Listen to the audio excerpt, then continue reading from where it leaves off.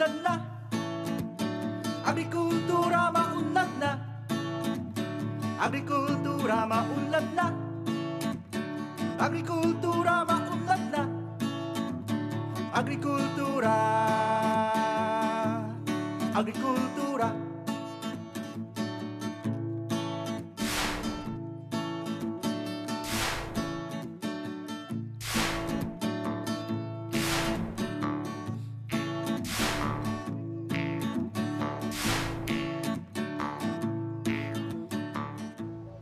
Ang ating mga ninuno ay nakapagbabuyan o manukan noong araw nang walang tulong na kemikal o makabagong pampadami at pampalusog ng kanilang alaga. Sa panahong ito, kaya ba natin ang commercial livestock production nang hindi gumagamit ng antibiotics, growth hormones at mga katulad na alalay? Isang kilusan ng natural na pagpapabuyan ay naglalayong alisin sa produksyon ang mga dilikas na elemento sa paghahayupan. Magandang umaga! Ako po si Nina Taduran, mula dito sa aming bagong tahanan sa TV5. Hatid namin sa inyo ang pinakabagong episode dito sa Bagong Maunlad na Agrikultura. Ngayong Sabado, titiyakin natin kung ano ba talaga ang natural na paghahayupan.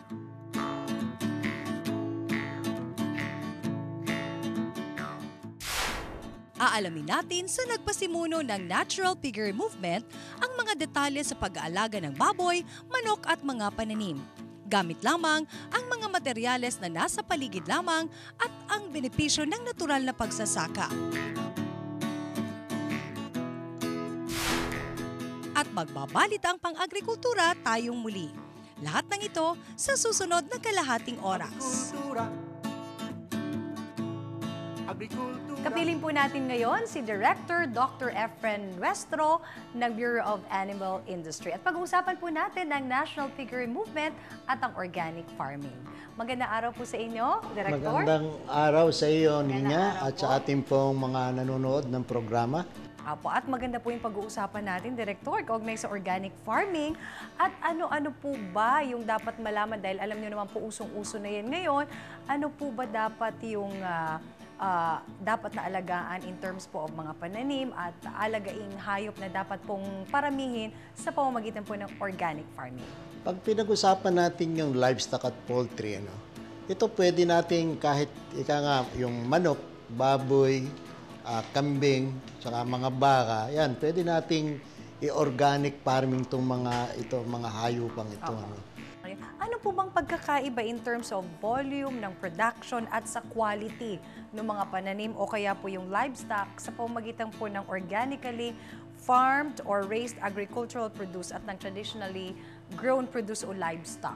Ito nagiging trend, no? Apo. So, i-compare natin yung volume ng conventional at traditional, medyo mas malaki pa yung conventional. Kasi yung conventional, no, mas kailangan nilang mabilisan yung pagpaparami, no? And even yung housing nila, nagagawa nila ng paraan in such a way na maging, as usual, maging mabilis yung pag-aalaga. Yun naman traditional, nakita ng iba na meron palang pangangailangan dito dahil kasi meron ng conscious about yung health requirement ng bawat consumer. So, nagkakaroon na ng malaking demand. Dahil nga, nagiging conscious na yung consumer at kaunti pa lang yung production ng ating organically produced, no? Sa ngayon, pwede nating sabihin mas mataas ang benta ng organically produced livestock. Okay, alam naman po natin na Director Nuestro na mahigpit po kayo sa pag-certify ng mga organically raised pigs at iba pang agricultural products. Ngayon po, ano po ba yung proseso na inyo pong ginagawa?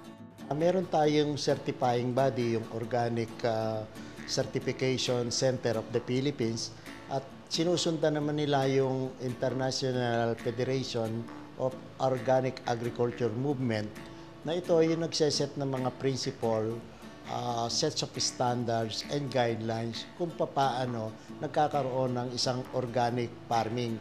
So yung produce ng organic farming, yun ang sinacertify ng ating Organic Certification Center of the Philippines. At international standard po yun. Ginagamitan po ito at ito po ay naka-align, yung ginagamit ng ating certifying body rito ay naaayon doon sa international standard. Pero ano naman po yung advantage ng organic livestock, yung pig racing, at ano po yung, if ever, ano po yung magiging balakid or hadlang pong problema sakali pong yung isang magsasaka gusto nilang pasukin yung organic farming sa pagbababoyan? Meron pa tayo ritong conversion period na tinatawag para slowly mag-deviate siya from the conventional to organic.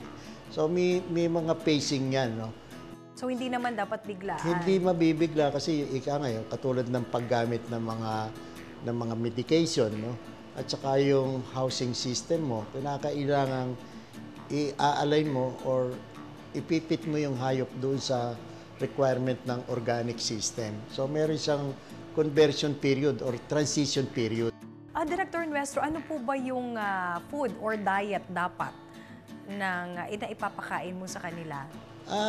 Basically, kailangan mo lang dito yung plant-based ang origin ng pagkain. So, puro gulay. Mga ganon, kung let's say, mga corn din, kailangan mo rin yan. Pwede mo naman siyang i-meal din, no? Saka yung mga copra, saka yung mga forages, no? Yan ang mga dapat ipakain sa organic. Whether ito'y sa manok, sa baboy, at sa ruminant. Director Nuestro, considering factors po tulad ng expenses, of course, versus income, yung demand naman versus sales and selling price, at yung mga benefits po sa environment, ano po bang maire-recommend ninyo para po dito sa mga agresibo na pasukin nga ang organic piggery? Doon sa production cost, no?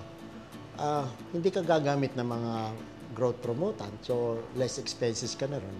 Hindi ka gagamit ng antibiotics only when necessary, no? So, yung pitch mo, wala na yung marami pang other ingredients na kailangan mo dito, no? So, lumalabas itong organic farming, kung compare mo doon sa conventional, yung cost ng production is much lower than the conventional, no?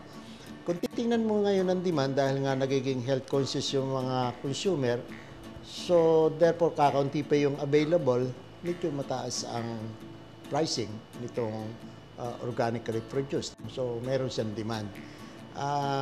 In terms of income, yung farmer, dahil nga maliit yung kanyang cost ng production, mas mataas yung kanyang magiging income in producing, no? So, yun ang mga advantage. Plus, yung organic farming, medyo, environmentally friendly siya kasi yung mga waste mo at saka yung mga ginagamit mo, pwede mong i-recycle. So, i-recommend ko na kung pag-uusapan natin yung organic versus yung conventional, mas very healthy, ito yung ating organic production. Maraming salamat po sa inyo, Director Nuestro. At yan po si Director Dr. Efren Nuestro, ang Director po ng Bureau of Animal Industry. Masaganang, likas yaman, kabukiran, kabundukan, kagubatan, pangisdaan, kabuhayan, kababayan, kabuhayan, kababayan, maunlad na, agrikultura maunlad na, agrikultura.